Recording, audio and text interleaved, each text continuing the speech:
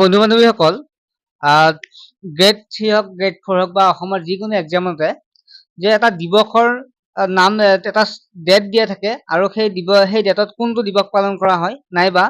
যে এটা নাম দিয়া থাকে ধৰক শিক্ষক দিৱস কোন তাৰিখে পালন কৰা হয় বা অসম আৰক্ষী দিৱস কোন তাৰিখে পালন কৰা হয়, এনেকুৱাকে পৰীক্ষাত অহা দেখা যায়। গতিকে আমি কেইটামান ইম্পৰ্টেণ্ট দিৱস আজি আলোচনা কৰিম। ভিডিঅ'টো শেষলৈকে চাব আৰু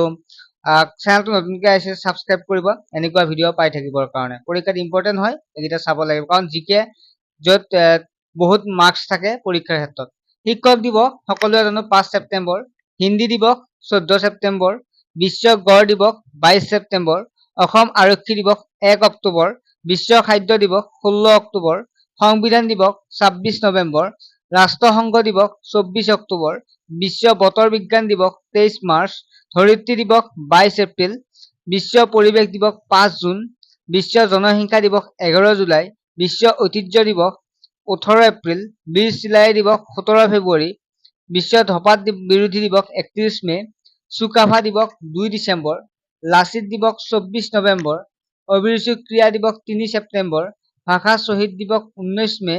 বিষ্ণু ৰাভা দিৱস 20 জুন, মেডাম মেফি 31 জানুৱাৰী, ভাৰতীয় বায়ু সেনা দিৱস 8 অক্টোবৰ, ভাৰতীয় নৌ সেনা দিৱস 8 ডিচেম্বৰ,